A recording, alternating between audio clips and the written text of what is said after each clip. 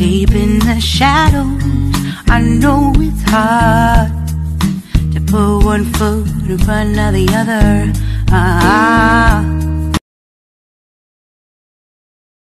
Guys, good morning, good afternoon, and good evening. Kahit saan sulok man tayo ng mundo naroon. Ito na naman tayo sa aking kusina, ang Marchie Cuisine. Magluluto tayo ngayon guys na ginisang, ano ba yan? Ano nga ba itong gulay na to? Basta, kung alam mo ng gulay na to Ginisang sigarilyas na may pork. Ayan guys. Kita ko sa inyo. Ating sigarilyas na himay-himay ko na maliliit. Kaya ko siya ng kamatis. Saka bawang, sibuyas lang guys. Wala na akong bawang. Ako na pumunta ng palengke kasi tanghali na. Saka yung pork natin, ayan. Tapos, lagyan natin yan siya ng basta. Mamaya. Tingnan natin guys paano magluto. Ayan guys, igisa na natin ang ating sibuyas. Hindi na ako nagbawang dahil tinamad na ako magpalengke. Ayan. Ginisang sigarilyas ang ating menu for today. For today's video. Ayan, lagyan na natin yan ng kamatis. Diretso na. Nagaluto yung ating sibuyas.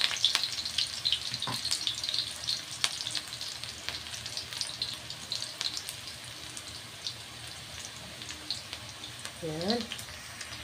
Nagmamadali na guys. Lagyan natin ng kamatis.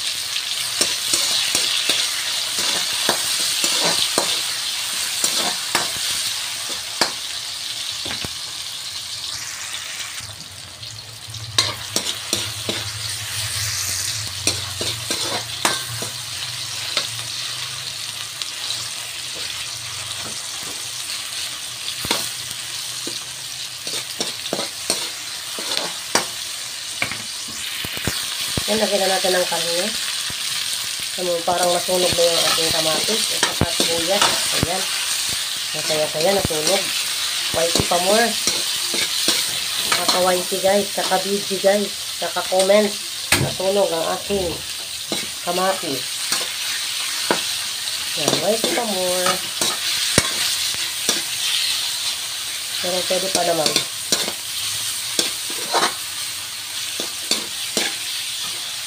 Diba? Tapos, lagyan natin yan mamaya. Pag naluto na yung karne, lagyan na natin ang ating sigarilyas. So, timplahan muna natin yung karne. Yan, nilagyan ko ng normal pork. Yung pork naman yung kasi yan. Lomo din yan. Part ng lomo ng pork. Ayan. Lambot yan guys. Padali lang sa maluto. Panulit natin para maluto yung karne.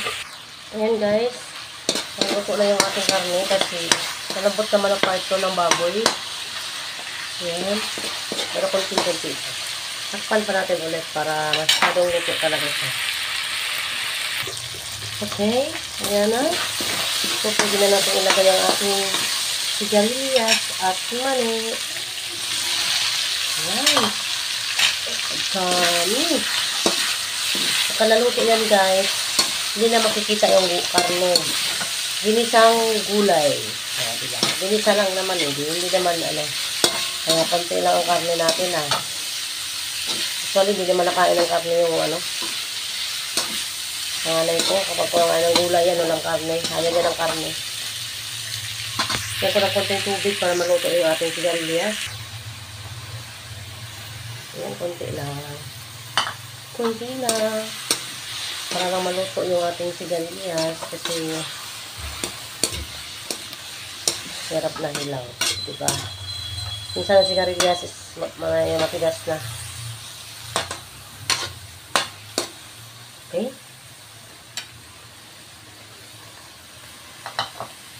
Takpan natin. Ayan ang update guys ang ating haluin ko muna para pantay ang kanyang pagkaluto at pantay ang kanyang lasa. Diba?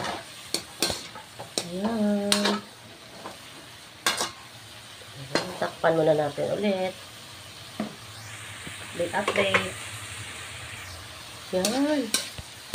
Lapit na guys. Konti na lang guys. Ang sigarilyas kasi pinaano ko, medyo hindi siya malambot. Hindi siya bata siguro. Yan, medyo matigas pa. Sarap-sarap naman guys. Ang bango.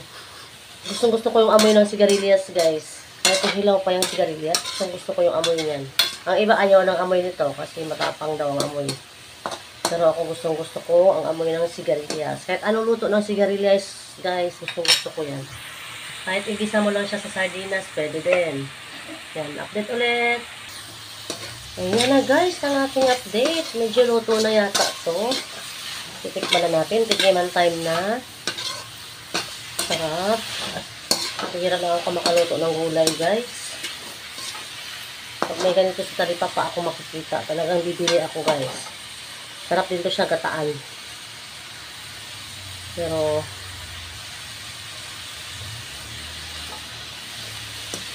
pwede na. Medyo crunchy. So, pwede na. Okay. Sasalin na natin ating lalagyan para kakain na. Okay guys, ayan na yung ating update. Ito na ang ating finished product ng ating nilulutong ginisang ano ba to? Ginisang sigarilyas na may pork. Ayan. Sarap. Kainan na guys. Tara guys, kain na tayo. Salamat na marami sa always sa support sa aking channel ng Marchie Vlogs. Thank you so much. Love you all. Bye-bye.